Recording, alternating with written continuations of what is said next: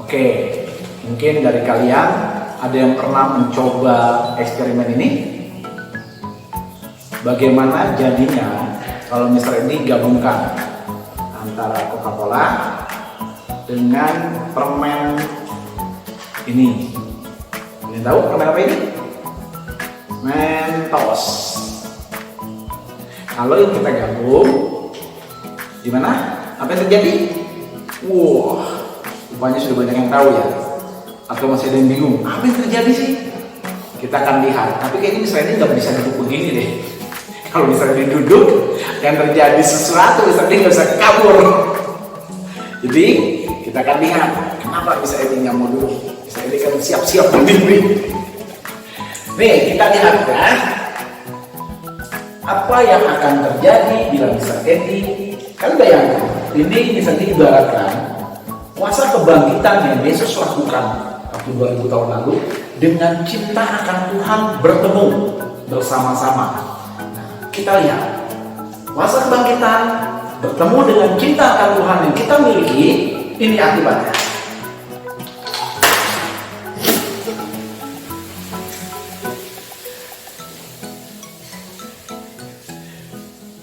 Ketinggalan satu aja sudah seperti itu. Wah, bayangkan kalian punya kapasitas yang diperbesar, apa yang terjadi? Misalnya dia udah kabur karena takut berdampak. Kalau dalam diri kalian punya cinta akan Tuhan dan bertemu dengan kuasa kebangkitan yang sudah Yesus lakukan 2000 tahun yang lalu, kalian akan mengalami dampak yang luar biasa. Bukan hanya hidup kalian, tapi orang-orang sekitar kalian, orang-orang yang berinteraksi dengan kalian akan menikmati apa yang kalian punya, apa yang ada di dalam diri kalian. Amin. Kita akan melihat apa yang terjadi waktu kita bersama dengan Tuhan, bersatu dengan Tuhan. Tuhan berikan kuasa kebangkitannya. Engkau memiliki cinta akan Tuhan, bertemu bersama-sama, itu akan terjadi seperti ini. Amin. Oke, Kid. Tadi kalian sudah melihat eksperimen yang kita lakukan. Bagaimana kuasa kebangkitan dari Yesus Kristus bertemu dengan cinta akan Tuhan yang membuat seseorang meledak-ledak. Misalnya dia akan cerita ada satu orang yang karena perjumpaan akan kuasa kebangkitan yang Yesus berikan terhadap orang itu, membuat orang ini semakin gila-gilaan sama Tuhan, semakin mati-matian sama Tuhan. Walaupun awalnya dia adalah orang yang suka menganiaya anak-anak Tuhan, suka menganiaya orang-orang percaya. Kalian tahu siapa? Nah, mungkin ada yang kenal. Ya, ini adalah Paulus. Sebelumnya namanya adalah Saulus. Tetapi waktu dia mengalami perjumpaan dengan Tuhan, waktu dia punya kuasa, dia dikasih semacam otoritas, ada surat perintah. Jadi kalau zaman dahulu, orang yang membawa surat perintah itu memiliki kuasa penuh, bisa melakukan apapun yang diperintahkan melalui surat kuasa ini. Nah, saat itu namanya Saulus, dia membawa surat ini untuk menganiaya orang-orang percaya. Mereka Saulus ingin memenjarakan orang percaya saat itu. Tapi waktu perjalanan dia menuju ke tempat yang dia mau ambil orang percaya itu, di tengah jalan dia berjumpa dengan Yesus. Nah, perjumpaan dengan Yesus inilah yang membuat dia berubah total. Sampai akhirnya dia melihat kemuliaan Tuhan, sinar yang begitu menyilaukan, sampai membuat matanya buta.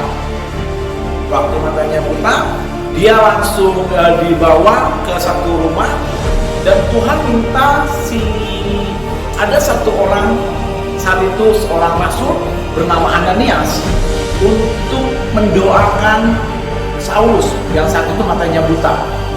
Tuhan perintahkan untuk dia berdoa buat Saulus. Nah, kita buka ayatnya di dalam Kisah Rasul 9 ayat 13 sampai 15. Kalian bisa baca Alkitab dan baca bersama-sama dengan Mr. Edi. Kisah Rasul 9 ayat 13 sampai 15. Demikian firman Tuhan. 2, 3. Jawab Ananias, Tuhan, dari banyak orang telah kudengar tentang orang itu. Tentang siapa? Tentang Saulus. Betapa banyaknya kejahatan yang dilakukan terhadap orang-orang kudus-Mu di Yerusalem.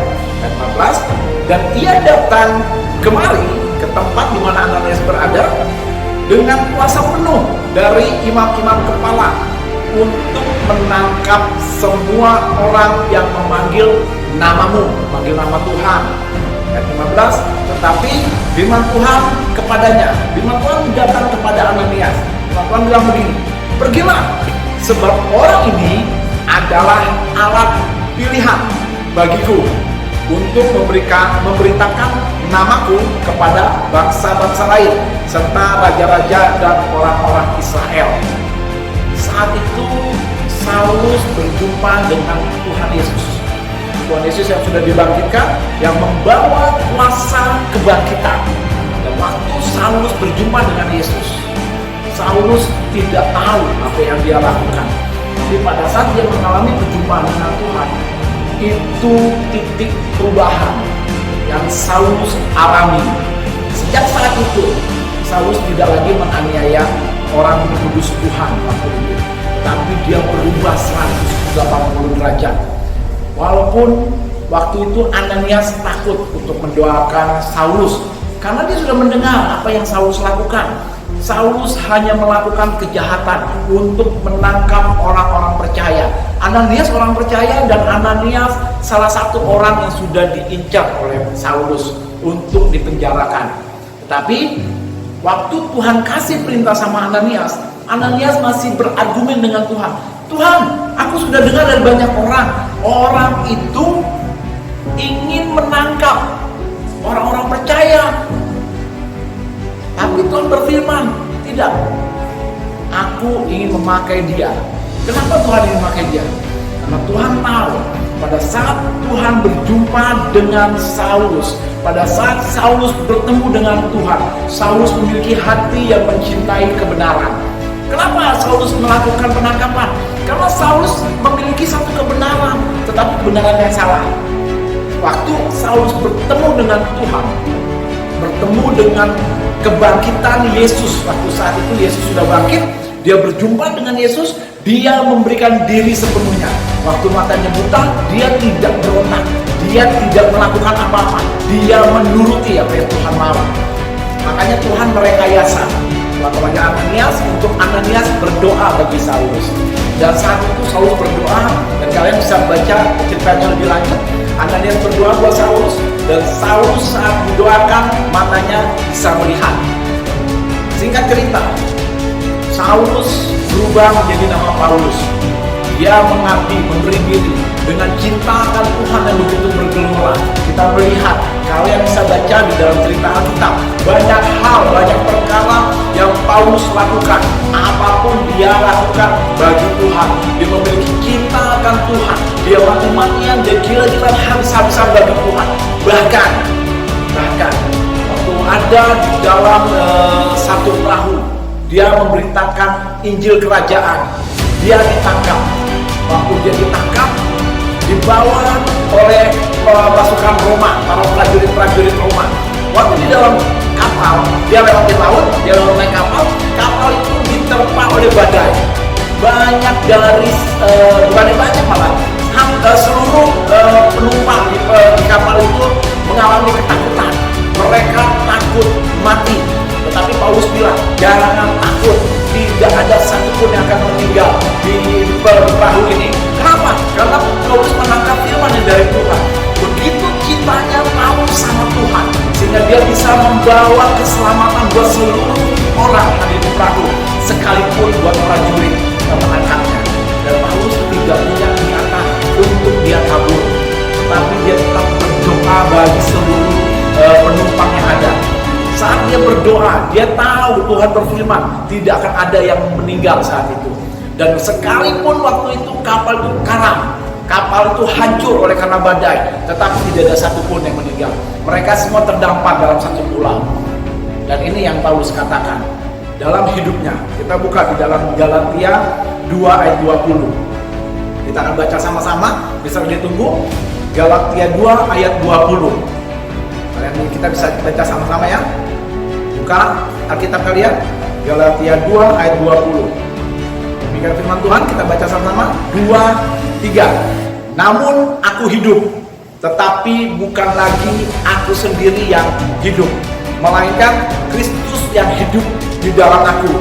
Dan hidupku yang kuhidupi sekarang di dalam daging adalah hidup oleh iman dalam Anak Allah yang telah mengasihi aku dan menyerahkan dirinya untuk aku. Inilah yang membuat Paulus tidak pernah menyerah dalam kondisi apapun, dalam keberadaan seperti apapun. Dia tidak pernah menyerah. Bahkan kehidupannya memberikan dampak. Kehidupan yang dia miliki memberikan pengaruh buat banyak orang. Kehidupan dia memberikan kehidupan bagi banyak orang. Jadikan apa yang tadi kita sudah eksperimen. Kebangkitan Tuhan Yesus, kuasa kebangkitan itu bertemu dengan cinta akan Tuhan di dalam diri kita. Itu meluap, plus sama seperti Paulus. Kehidupanmu harus menyatakan cinta akan Tuhan.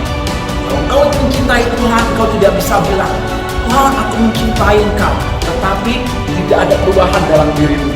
Tidak ada roh yang bergelora di dalam dirimu. Saat engkau mulai mencintai Tuhan lebih dari segala-galanya, engkau akan mengalami sesuatu yang mendorong hatimu, mendorong keinginanmu untuk meluap, untuk menyatakan cintamu kepada Tuhan. Engkau akan mati-matian bagi Dia, engkau akan gila-gilaan bagi Tuhan. Apapun akan kau lakukan, sekalipun itu berat bagimu, sekalipun engkau perlu membayar harganya. Misalkan kau lagi main game, tiba-tiba orang tuamu menyuruh engkau tidak bisa berkata, "Ma, aku lagi main game, nanti lagi." Oh, tidak bisa seperti itu. Kalau engkau mencintai Tuhan, engkau akan segera mentaati apa yang orang tuamu inginkan, apa yang orang tuamu perintahkan. Kalau engkau mencintai Tuhan, engkau juga akan melakukan apa yang Tuhan perintahkan. Engkau akan begitu antusias mencari wajah Tuhan. Waktu engkau berdoa, engkau tidak lagi berdoa seperti biasa. Engkau menerima sesuatu yang baru. Kalau engkau mencintai Tuhan, engkau akan begitu agresif waktu engkau berdoa. Engkau akan menyala-nyala waktu engkau berdoa. Dan engkau punya kerinduan membaca firman Tuhan. Tapi selama ini aku tidak pernah ngerasain itu. Tapi aku mau cinta Tuhan. Kita punya Roh Kudus. Nah, misalnya ini udah kasih tahu kan? Beberapa waktu lalu misalnya ini sudah perkenalkan. Kita memiliki Roh Kudus yang menolong kita. Kalau kita belum memiliki cinta akan Tuhan yang meluap-luap, mari kita minta sama Roh Kudus. Saat ini, ikuti doa misalnya ini. Roh Kudus, tolong aku. Aku ingin memiliki cinta akan Tuhan yang meluap-luap. Tolong aku untuk saat ini, mulai detik ini, mencintai Tuhan, meluap-luap. Cinta akan Tuhan tidak lagi menjadi aliran yang landai, tetapi menjadi sesuatu yang meluap di dalam diriku.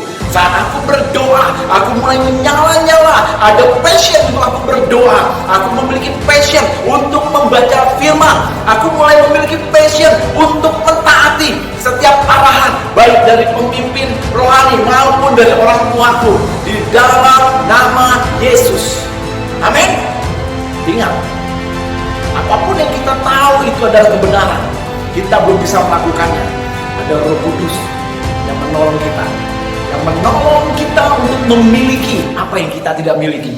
Firman Tuhan bilang, barang siapa yang meminta, dia akan mendapatkan. Barang siapa yang mencari, dia akan menemukan. Jadi kita nggak pasif. Kita cuma bilang, Tuhan aku mau mencintai Engkau, tetapi kita tidak lakukan apa-apa. Tuhan aku mau mati-matian gila-gilaan bagi Tuhan, tapi kita tidak lakukan apa-apa. Itu bukan yang dari Tuhan. Musuh akan selalu menipu kita. Tetapi misalnya berdoa saat ini, biar cinta akan Tuhan yang meluap-luap itu turun atasmu. Biar gelora akan mencintai Tuhan itu menyala-nyala di dalam dirimu dan tidak pernah terpadamkan lagi. Terus menyala semakin kuat, menyala semakin